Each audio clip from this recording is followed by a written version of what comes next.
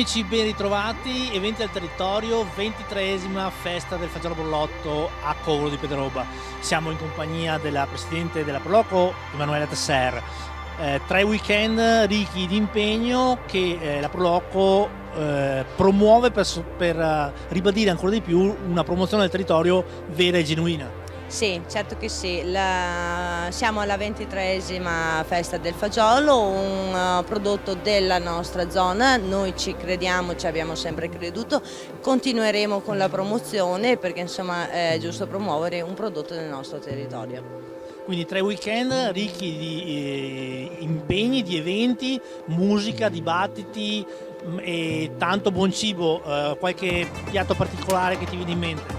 Sì, allora, intanto abbiamo cominciato col primo fine settimana, all'inaugurazione avevamo un bellissimo gruppo, purtroppo siamo un po' stati penalizzati dal maltempo, però già da oggi vediamo insomma il sole splende e noi i piatti naturalmente sono a base di fagiolo perché quello stiamo promuovendo, però abbiamo tant'altro, i polli, i stinchi, le seppioline, il baccalà, insomma c'è un po' di tutto, la nostra cucina è sempre varia.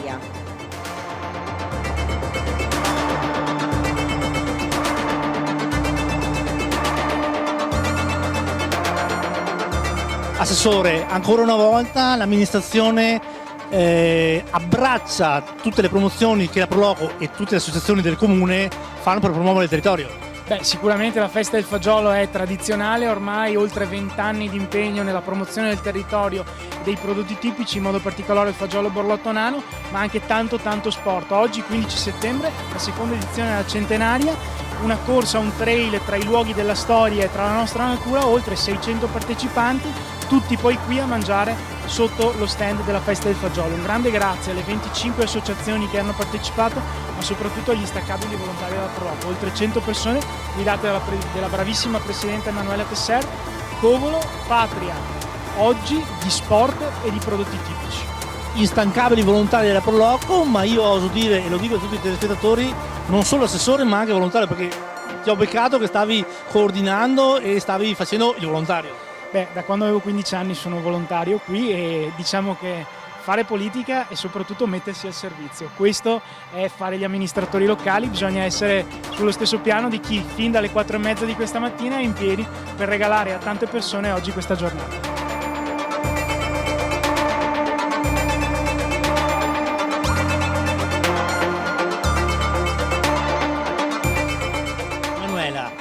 Poc'anzi l'assessore alle associazioni del comune ha elogiato la Proloco, ma la Proloco sicuramente vuole elogiare i tantissimi volontari senza di cui queste manifestazioni non avrebbero da esistere. Sì, sicuramente, allora io lo dico sempre, continuerò a dirlo, io se devo ringraziare qualcuno è sempre la Proloco, il Consiglio e tutti i volontari che ci girano attorno, perché naturalmente se non ci fossero loro non si farebbe niente. Emanuela, noi ti ringraziamo, anche quest'anno abbiamo accettato il vostro invito volentieri a venire a questa 23esima edizione. 2 weekend sono già passati, però io, Emanuela e tutto lo staff della Proloco vi diamo appuntamento per il prossimo weekend 21 e 22 settembre qui a Covolo di Piederobba, 23esima festa del Fagiolo Borlotto.